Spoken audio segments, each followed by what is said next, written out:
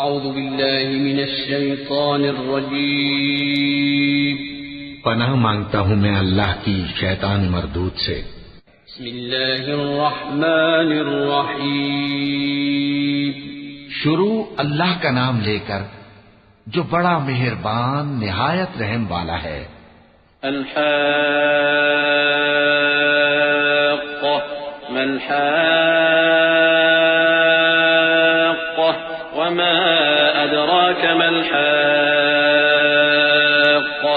كذبت ثمود وعاد بالقارعة فأما ثمود فأهلكوا بالطاغية وأما عاد فأهلكوا بريح صرصر عاتية سخرها عليهم 7 ليال و8 أيام حسوما فترى القوم فيها صرعى كأنهم أعجاز نخل خاوية فهل ترى لهم من باقية وجاء فرعون ومن قبله والمؤتفكات بالخاطئة فعصوا رسول ربهم فأخذهم أخذة رابية۔ سچ مچ ہونے والی، وہ سچ مچ ہونے والی کیا ہے، اور تم کو کیا معلوم ہے کہ وہ سچ مچ ہونے والی کیا ہے؟ وہی کھڑکھڑانے والی جس کو سمود اور عاد دونوں نے جھٹلایا۔ سو سمود تو زبردست زلزلے سے ہلاک کر دیے گئے، رہے عاد تو ان کو نہایت زوردار آندھی سے تباہ کر دیا گیا۔ اللہ نے اس کو 7 رات اور 8 دن ان پر چلائے رکھا۔ تو اے مخاطب، تو ان لوگوں کو اس میں اس طرح گرے ہوئے دیکھتا جیسے کھجوروں کے کھوکھلے تنے، پھر کیا تو ان میں سے کسی کو بھی باقی دیکھتا ہے؟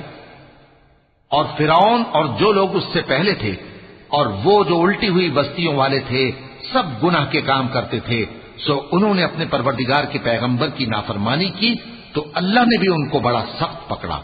إنا لما طغى الماء حملناكم في الجارية لنجعلها لكم تذكرة وتعيها أذن واعية فإذا نفخ في الصور نفخة واحدة وحملت الأرض والجبال فدكتا دكة واحدة فيومئذ وقعت الواقعة وانشقت السماء فهي يومئذ واهية والملك على أرجائها ويحمل عرش ربك فوقهم يومئذ 8 يومئذ تعرضون لا تخفى منكم خافية۔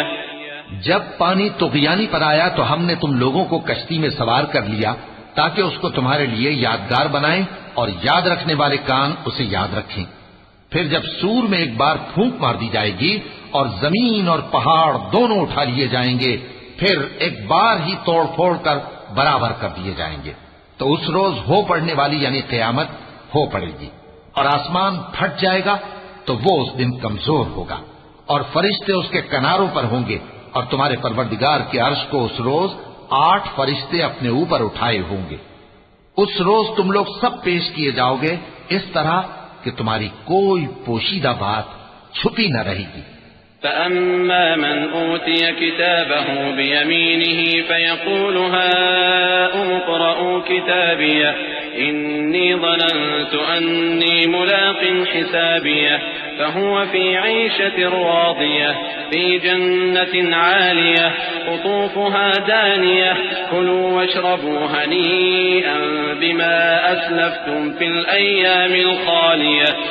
اب جس کا اعمال نامہ اس کے داہنے ہاتھ میں دیا جائے گا وہ دوسروں سے کہے گا کہ لیجئے میرا نامہ اعمال پڑھیے، مجھے یقین تھا کہ مجھ کو میرا حساب کتاب ضرور ملے گا۔ پس وہ شخص من مانے عیش میں ہوگا، یعنی اونچے باغ میں جس کے میوے جھکے ہوئے ہوں گے۔ ان سے کہا جائے گا کہ جو اعمال تم ایام گزشتہ میں آگے بھیج چکے ہو ان کے عوض مزے سے کھاؤ اور پیو۔ وأما من أوتي كتابه بشماله فيقول يا ليتني لم أوت كتابيه ولم أدر ما حسابيه يا ليتها كانت القاضية ما أغنى عني ماليه هلك عني سلطانيه خذوه فغلوه ثم الجحيم صلوه ثم في سلسلة ذرعها 70 ذراعا فاسلكوه. اور جس کا نامہ اعمال اس کے بائیں ہاتھ میں دیا جائے گا تو وہ کہے گا اے کاش مجھ کو میرا اعمال نامہ نہ دیا جاتا اور مجھے معلوم نہ ہوتا کہ میرا حساب کیا ہے. اے کاش موت میرا کام تمام کر چکی ہوتی. آج میرا مال میرے کچھ بھی کام نہ آیا، مجھ سے میرا اقتدار جاتا رہا.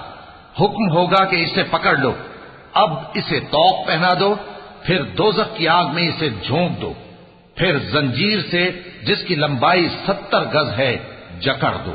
إنه كان لا يؤمن بالله العظيم ولا يحض على طعام المسكين فليس له اليوم هاهنا حميم ولا طعام إلا من غسلين لا يأكله إلا الخاطئون.